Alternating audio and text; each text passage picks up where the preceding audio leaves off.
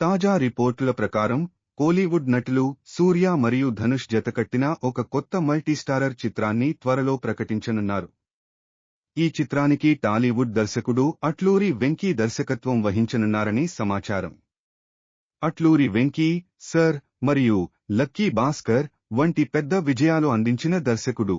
ఇవి 200 కోట్ల వద్ద బాక్సాఫీస్లో దాటాయి.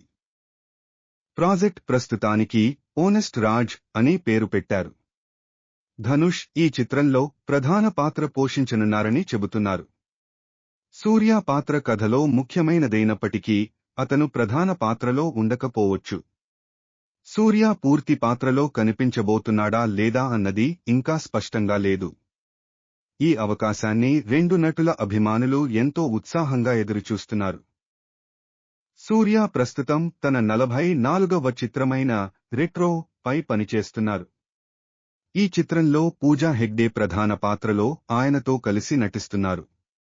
ఇది ఒక రొమాంటిక్ క్రైమ్ డ్రామా.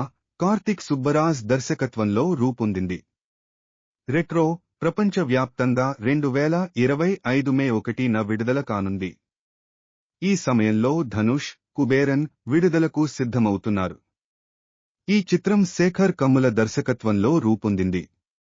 2025 ఆరంభంలో ఈ చిత్రం థియేటర్లలో విడుదల అవుతుంది. ఈ మల్టీస్టారర్ ప్రాజెక్ట్ గురించి కొత్త సమాచారం కోసం అభిమానులు ఎదురుచూస్తున్నారు.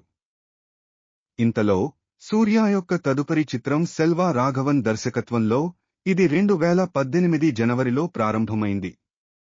ధనుష్ కూడా రయన్, కుబేరన్, నిలవుకు ఎన్మెల్ ఎన్నాది కొబం వంటి అనేక ప్రాజెక్ట్స్ పై పనిచేస్తున్నారు.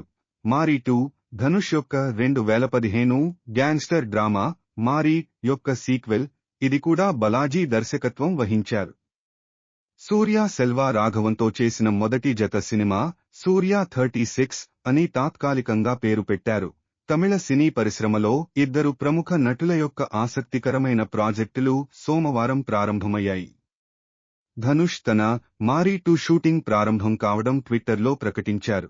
మీ అందరి ఆశీస్సులు మరియు ప్రేమతో మారీ 2 షూట్ ఈ రోజు ప్రారంభం అని నటుడు తన ట్విట్టర్ ఖాతాలో పోస్ట్ చేశారు. మరిన్ని వీడియోల కోసం దయచేసి నా ఛానల్ను సబ్స్క్రైబ్ చేయండి మరియు లైక్ చేయండి.